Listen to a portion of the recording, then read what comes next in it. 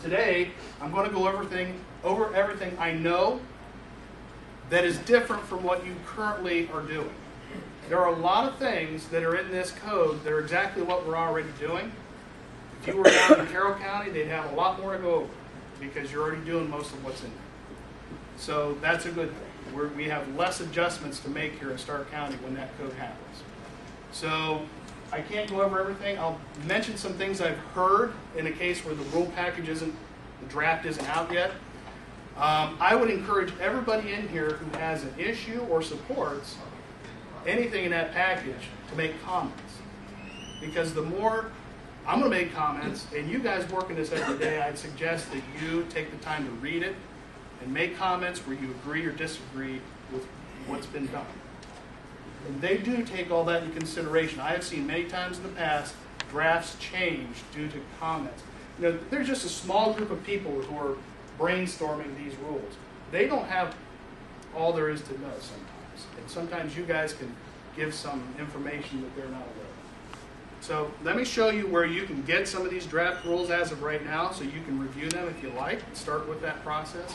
I believe they'll probably be posted here once that happens too, once they're available. This is the Ohio Department of Health's website. So you can just Google ODH and it comes up. If you go under S for sewage,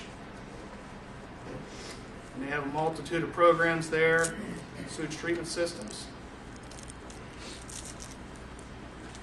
You see over here, whoops, right there, law and rule information. That's where you can download current drafts of law and rule information. And by the way, this section right here is the section that Jason and I were citing for public health nuisance. 3718 is the law established by the legislature. Then the legislature allows Public Health Council to adopt rules under that law, kind of everyday operating. So they adopt the skeleton of the rules, and then they fill all the blanks in, and they adopt the rest of the rules. Down here is draft rules. So they have them dated by when they were posted. There's probably going to be a whole other set on there that will be the complete draft. So if you want to look at what's available, I didn't print out copies for everybody because you can get them yourself off the internet. I do want to show you on our website some educational links you can point people to.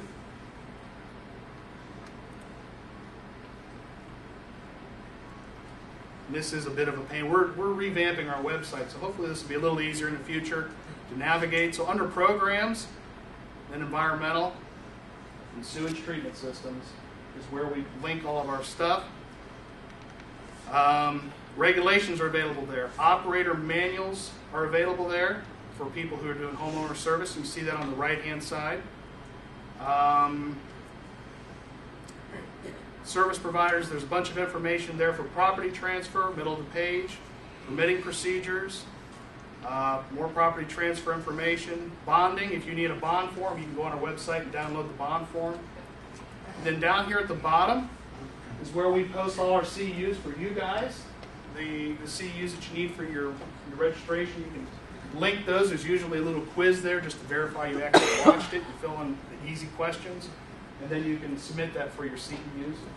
Down at the bottom are some homeowner links, and there's actually some nice ones in there. Here's a great one for the property transfer inspectors in here. I see people squinting. Let me read it to you. How a property transfer inspection is conducted.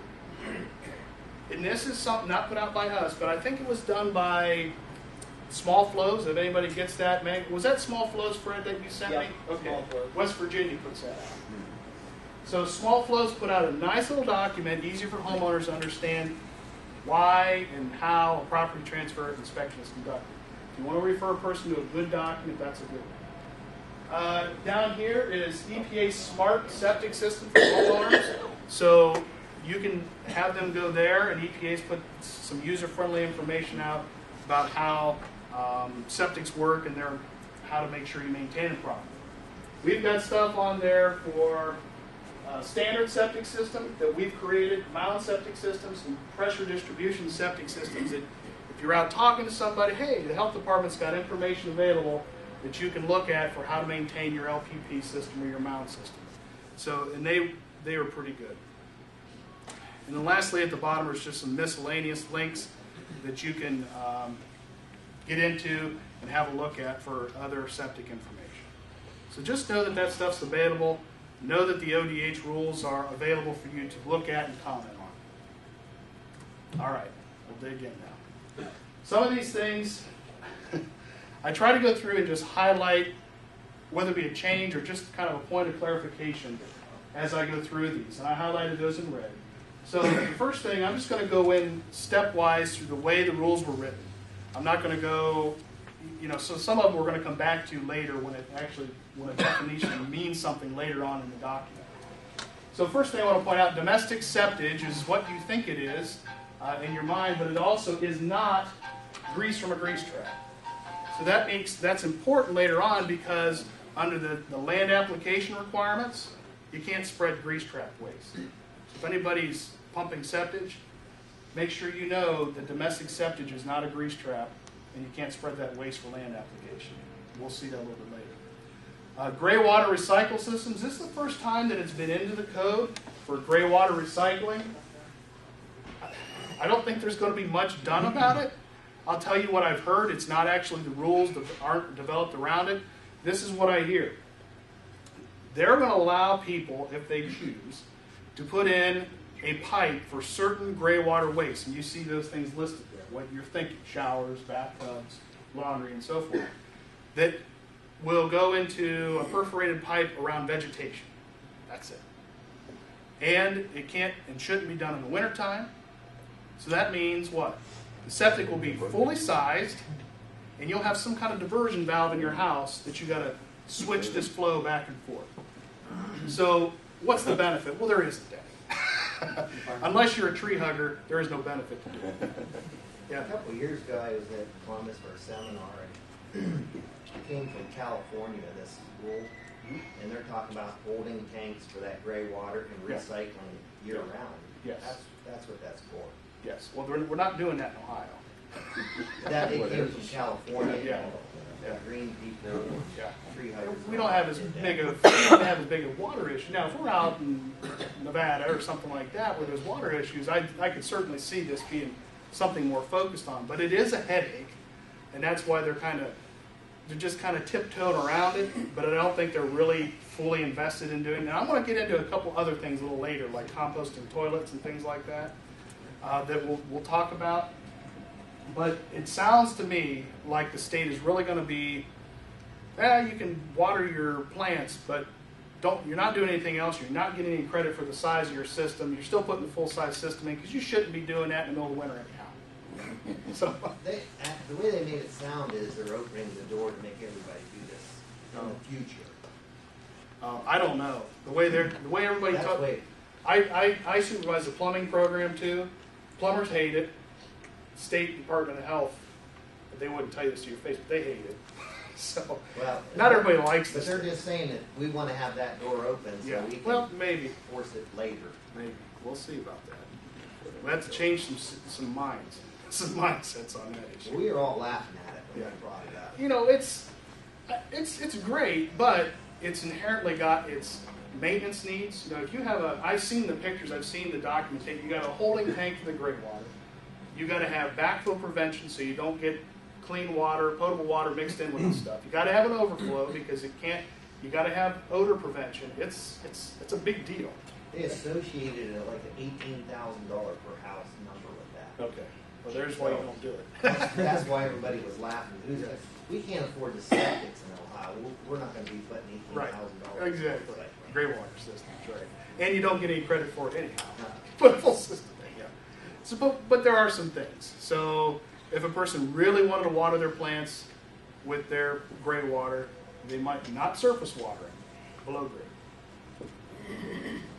Okay, just another point of clarification. In the past, we've kind of used this word repair, replacement interchangeably. If you're a service provider, you probably care a little bit more about these definitions. So repair now is really going to mean just fixing a substandard damaged part. So an aeration compressor, something like that. Replacement is what you normally associate with replacement, a full system replacement. So just a matter of definitions and terms, just a point of clarification there. Service and maintenance. You know, this code, as was the 2007 code, is really focusing a lot more than ever on maintenance. So we have been trying to move in that direction ahead of the law, hence the O&M program that we're doing. But they're really pushing on this thing, and we'll get into a little bit of that later. But basically, it means routine or periodic action taken to ensure that an existing system operates as it was intended. Assuming it's not creating, I'm going to put the caveat in because we just had that discussion, assuming it's not creating a public health nuisance.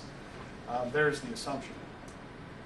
Anything, so basically anything that's not really an alteration or replacement is considered service and maintenance. Okay, throughout the rules too, I want to point out that there's some terms used. You want to be careful when you watch for these terms. You see HSTSUs, Home Sewage Treatment System.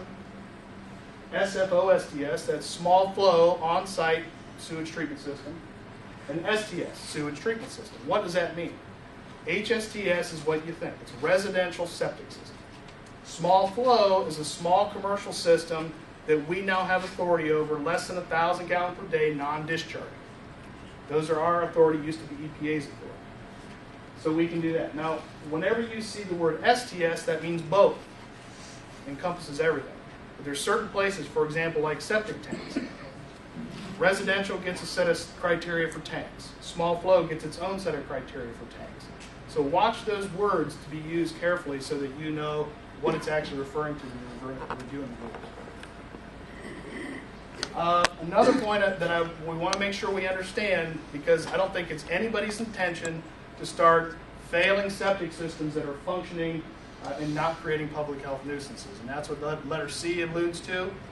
Sewage treatment system that was in operation prior to the effective date shall not be required to be replaced with a new system and shall be deemed approved if the system does not create a public health nuisance. What's that? That's what we handed out to you. 3718.011. When that happens, this goes out the window. But otherwise, okay. So nobody's out to replace old systems simply because they're old. Okay, responsibility.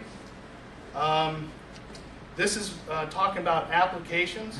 So any applications we have on file here at the office, I want to read this carefully. An application for installation permit that is accepted by us prior to January 1st of, it was actually this year, wow, shall be valid for 3 years. So anything we accepted prior to the beginning of this year is good for 3 years upon submission.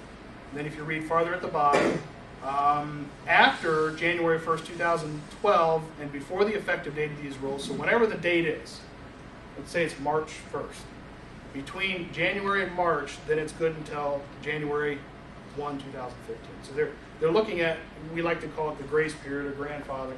They're looking at existing applications, say we're going to phase in anything you have existing that you've been working on. We're not just going to cut you off when they're effective, and anything in the past, you can't do it. The good news is that we're pretty much in line with what these codes say, so even if that happened, we'd be okay. Okay.